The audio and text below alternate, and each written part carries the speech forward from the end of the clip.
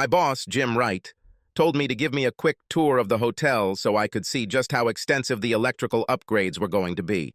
During this time, he met with the hotel owners in their office. I walked around the pool area, wisely not letting anyone know that I was trying to get as good a look as possible at all the possible cleavage. That's when I saw a 40-year-old red-haired beauty chatting with a man. He was clearly several years younger than her. They pulled their lounge chairs closer together, and the man put his hand on her left knee. At the same time, his elbow was in constant contact with the lady's left breast. I immediately hurried away from the pool area, relaxing only when I was out of sight of the pool. I considered my options for 20 seconds. Instinctively, I knew what I had to do. But I spent some time thinking about the consequences and saw only one worthy course of action. I took out my cell phone and sent a quick message to my boss, after which he carefully returned to the pool area, remaining as unnoticed as possible. I stood in the shade of the balcony where my phone camera was mounted, slowly counted to 25, and began filming the couple I had spotted earlier. The woman lay on a lounge chair with her bikini top undone as the man slowly applied sunscreen to her back, paying particular attention to the impressive side of her breasts that jutted out from her torso and was on full display. I had only been filming the video for a few seconds when a clearly angry man ran up to the couple. He grabbed a fistful of the man's lotioned hair and mercilessly pulled his head back. This exposed the man's chin and throat. I easily heard the blow as the angry man's fist met Romeo's throat. This was followed by a second blow, this time to the chin. The man, who a few seconds ago was caring for the red-haired beauty, was now lying on the side of the pool and making terrible vomiting sounds. It all happened so quickly that the woman barely had time to look back to see a very angry man rubbing his fist as he stood over her. This lasted a few seconds before he grabbed her red locks. "Jim!" she only managed to shout before he lifted her to her feet by her hair. I was still recording, so I captured her loose but rather perky breasts, bouncing as the man turned her around to face him. "You're a fucking slut," was all he could say, looking at his wife's panicked face and then down at her dangling breasts. I was worried for a moment that he was going to hit her too, but luckily he controlled his anger and simply pushed her backwards into the pool. He threw several chairs and plastic tables across the deck before he saw me standing to the side. He visibly slouched and walked towards me. "Mike, get me to the damn car before I end up in jail," was all he could say as tears rolled down his cheeks. I led Jim into the parking lot and directed him to the company SUV. By this time, he was a complete zombie, showing no emotion and staring straight ahead as I drove down the highway. The 2-hour drive home was eerily silent, save for the occasional guttural sound that escaped Jim's throat. I parked in his driveway and walked him into the house. Jim sat at the kitchen table while I took 2 bottles of beer out of the refrigerator. I placed one in front of him and opened the second for myself, after which I sat down on the chair opposite him. His gaze made me feel a little uneasy. In the end, I looked into his eyes for a few seconds before asking, "Have we received a contract?" Jim blinked at my question and then suddenly burst into laughter. "You're a stupid bastard," he muttered, opening his beer and taking a long sip. My question may have been stupid, but it brought Jim out of his trance. "That lying bitch said she was going to spend a few days with her mother at her parents' lake house. She left yesterday morning. She must have been having sex with that damn Harris since yesterday. Crap. This morning, I called her mother's cabin and asked to speak with Callie. Her mother said that she was in the shower, but that she would ask her to call me back. Callie called about 10 minutes later. If she was in her mother's bathroom at the lake at 10 in the morning, there's no way she'd have arrived in Timberbrook by the time you found her with that bastard, One-Egg Harris. That means her mother covered for her, I concluded. That means her mother knew what the hell Callie was doing and was covering for her. Jim echoed my thoughts. Hell, she's visited her mother at the cabin every summer since we got married. Now I have to wonder how long this shit has been going on, and whether this idiot was the first, or just one of many. Jim made a good point, and I thought about it from every possible angle as I drove home. It seemed possible and even probable that Jim's wife was aided and abetted in her infidelity by her own mother. Maybe this is a hereditary trait or just some kind of weakness brought up over generations? As I approached my entrance, I saw my mother-in-law's car. I didn't want to listen to her nonsense, so I parked and walked to the back door, knowing that my wife Tracy would be sitting with her mother at the kitchen table drinking wine. As usual, I was right. The only thing I didn't expect was the volume of the conversation. To be honest, both the volume and the content of the conversation shocked me a little. "Holy shit, Mom!" Tracy practically screamed at her mother. "You know how Dad hates identical? What the hell were you thinking?" I couldn't help but feel a little proud at Tracy's outrage at her mother's actions. She and I promised to be faithful throughout our married life. Tracy and I were definitely on the same page on this issue. "Please don't call Bentley identical. It was an accident. Besides, he's still capable of performing well," Callie insisted. "That's not the point," Tracy replied. "You were on the street in broad daylight with a man who was not my father and only 2 hours away from home. I warned you not to let your guard down, but you did it anyway. I thought we were far enough from home to be safe. I don't know how your father ended up there or how he found us at the pool. He never goes to hotels, much less their swimming pools. Do you think he's cheating on me?" "No, I don't think so," Tracy replied. "Dad adores you. He would never cheat, and I'm sure he didn't even know you were cuckolding him. That's why his reaction was so violent. He must have been shocked to see identical rubbing lotion on your large breasts." "Bentley only rubbed the lotion on the sides of my breasts," Callie said. "He was the perfect gentleman." "I'm sure that's what happened." Dad punched him in the throat and then broke his jaw for no good reason. "How are you going to handle this, Mom? It looks like Dad is very angry.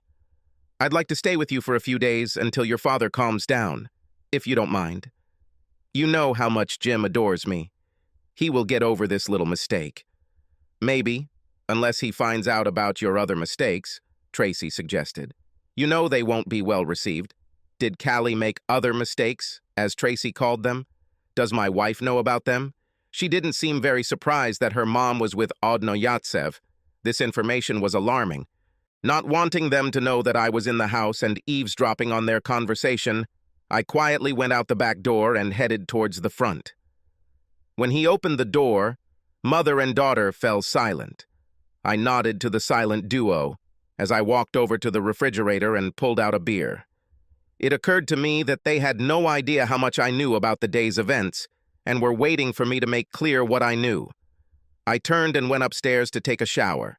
They should be interested in how much I know, how I will react, what I will say, and who I will tell.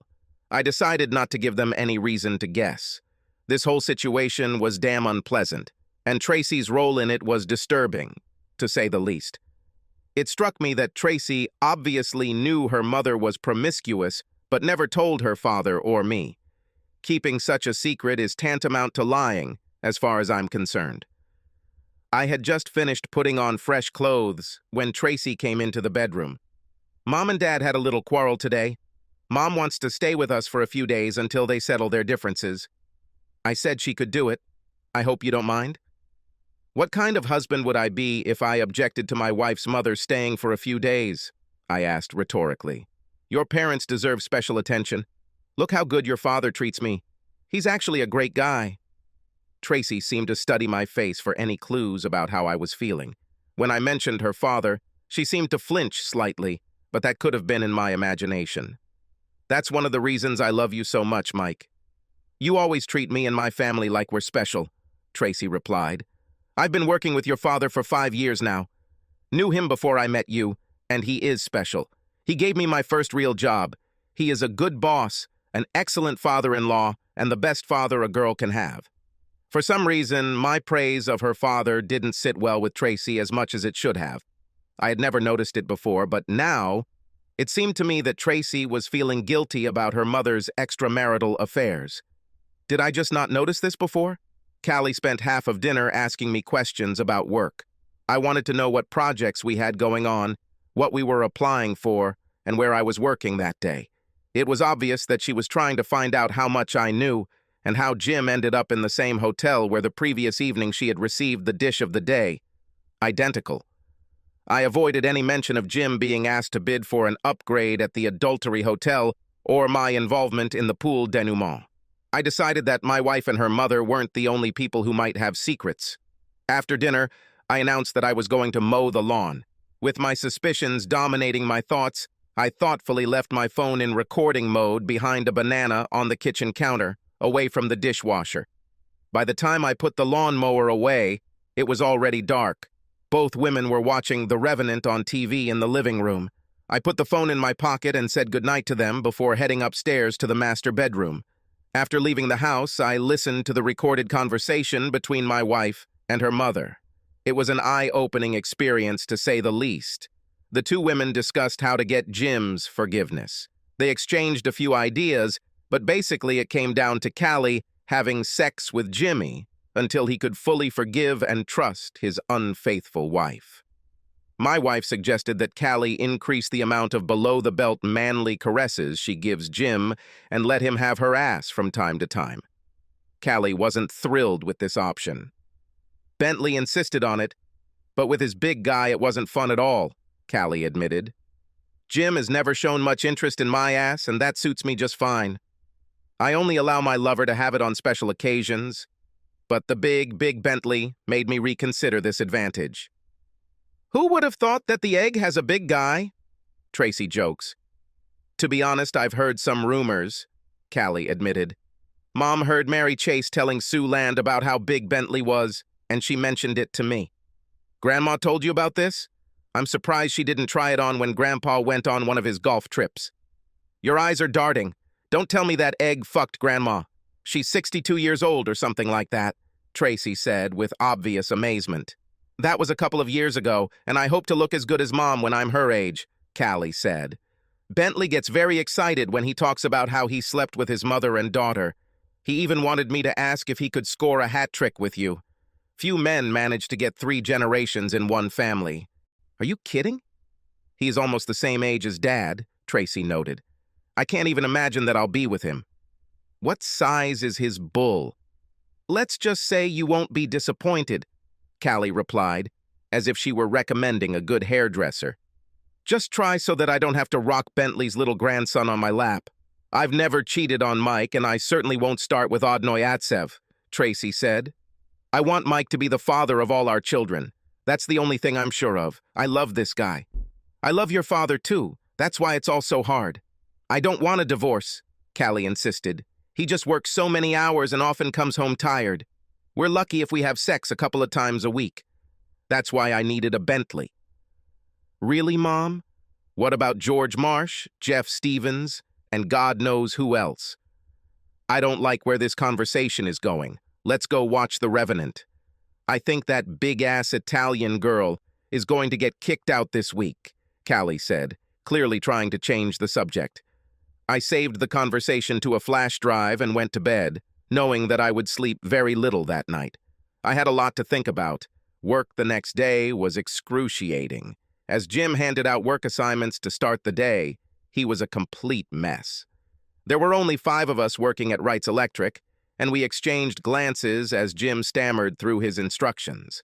As expected, Jim and I were working together on our current project, so he climbed into the passenger seat of the company SUV. We were wiring a house that was under construction, so we could talk freely without fear of someone listening. No sooner had Jim begun telling me about his situation than he continued throughout the morning. I think it was cathartic for him, but it was even more of a shock for me. I had a hard time reconciling what I heard from my wife and her mother with the future I envisioned for myself. Will Tracy end up becoming a walking wife like her mother and, apparently, her grandmother? Will I have enough influence in her life to keep her faithful? Was the risk of a failed marriage or life as a cuckold worth it? Callie called me this morning, Jim began, and said she wanted to apologize for the impression she might have given me that she was cheating with Bentley. She calls this bastard Bentley. Said this is the only time she's ever cheated or even come close to it. He stalked her for months, and she finally succumbed to his charm and the fact that he has a single egg. I asked her how long her mother had been covering for her escapades, and she began to stutter. It never occurred to her that it was obvious to me that her mother had lied about her whereabouts. We exchanged a few nasty words, and I hung up. I didn't know whether to tell Jim what I had learned from the overheard conversation. If he decides to make peace, it will only make the situation worse. I decided not to make a decision, but I did it in a decisive manner. Jim, you need to take your time and find out what's really going on. Maybe it was the first time, maybe not. I suggest you think about the situation and all the consequences of your decision, whether you keep Callie or throw her to the curb. I feel sorry for you, Mike. You're married to my daughter, but you work with me, so you're in the middle of this mess. I feel like I wasted 25 years of my life. If it weren't for Tracy, I would have said that my married life was a meaningless sham. Having a wonderful daughter and a reliable son-in-law is the only salvation. Arriving home in the evening, I still had not decided on my further actions. As soon as I entered the kitchen, Tracy and her mother attacked me. "Dad told Mom that you told him that Mom was in the pool with Bentley," Tracy said with more than a little irritation. "What kind of asshole tries to ruin his wife's parents' marriage? Is it true? And what do you think I should have done?" I asked more calmly than I felt. "You could have told me that Jim was somewhere around and that I should get out of the pool," Callie interjected. "It would be like a gentleman. I was afraid of depriving you of the pleasure of having an identical massage of your breasts in public. I was only thinking about you, although these naked charms of yours are damn distracting," I answered. "It's not my fault that you and your mother are lying to Jim, that you're having sex with the one-ball wonder, that your breasts are visible to many, that Jim cooled off that arrogant bastard, and that you're trying to sell a bunch of crap to one of the best guys I have ever knew." "Did you hear that Grandma lied to Jim?" Tracy asked. "It just gets worse and worse." "You have no idea," I said. "You knew that your mother and grandmother were sexually promiscuous sluts, and yet you lied to help them maintain that status. Now you're mad at me because your mother was so damn stupid that she allowed a low-life bastard to play with her naked charms in public like it was my fault. I'll stand by my decision to be honest and open with Jim, while you two try to justify the fucking crap you've been doing to your dad and grandfather all these years." I saw the worry on Tracy's face as she considered my words. "I have never cheated on you, and never will. I'm not like my mother and grandmother. I tried to help them keep their ugly secrets, but I hated it. I constantly told them to stop their affairs and be faithful to their husbands." "Did you say?" Callie asked, before Tracy could give her a death glare. "I did." Callie unexpectedly agreed as Tracy's plight dawned on her. "She said that she would never cheat on you, and insisted that my mother and I begin to be faithful. I was wrong to let Bentley seduce me, but it will never happen again. I've learned my lesson, I swear." "Did George Marsh and Jeff Stevens also have big manhoods in their pants, or were they just extremely convincing?" I blurted out before I could keep my mouth shut. "Tracy, did you tell Mike about George and Jeff? Gave me a way to save her ass?" Callie demanded. "How could Mike find out about them if you didn't tell him?" "Oh no!" Callie screamed. "Did you tell Jim about George and Jeff? What about Bill Simons? Does Jim know about him too?" "Not yet," I answered with a smile. The next day at work was interesting because of all these life-changing decisions. I told Jim everything I had overheard his wife and daughter discussing. He was angry as hell and then incredibly depressed. "I don't see that I have a choice, Mike. I'm going to see a lawyer and get a divorce. Don't try to talk me out of this." "I never dreamed of this," I answered gloomily. "I thought we could use the same lawyer and maybe get a better price." "But Tracy said she never cheated on you," Jim objected. "There is no reason for you to divorce Tracy. She loves you. I know he loves it.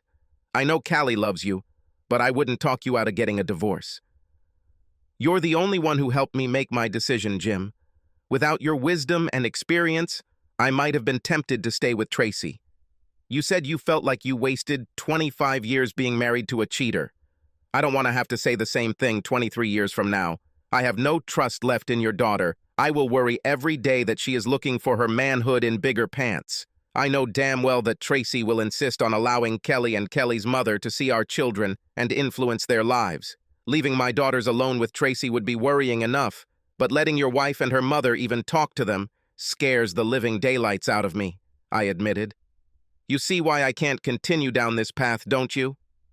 4 years later, I decided to take my wife, Amber, out to celebrate our second anniversary. Our daughter, Megan, was 6 months old, and Amber's parents were more than happy to keep her overnight. Since it was our anniversary, I shelled out for a room at the Ritz, which was almost 100 miles away. I made dinner reservations and couldn't wait to show my wife how much her love meant to me. I asked for a private table and was pleased when we were shown to a rather dark corner of the dining room. After ordering food and exchanging sexual jokes, Amber suddenly sat up straight and stared at the newcomer. "Isn't this your ex-wife?" she asked. "I remember she was 2 years older than me at school and looked like a fashion model. She is still beautiful. I heard she got married again, but I never saw her husband. He looks like he's a little older than her." "Actually, he's the same age as Tracy," I replied, turning to watch my ex-wife take a seat at the other end of the room. "Well, that means he has a hard life. He looks old enough to be her father," Amber noted. "This is not her husband. This guy only has one egg," I replied with a sigh. 4 years ago, I made the right decision. Being with you and seeing Tracy fills me with relief and joy now." "What does her husband look like?" Amber asked, now that her curiosity was piqued. "He looks just like that guy who walked through the door with a baseball bat in his hand," I replied, silently thanking my lucky stars.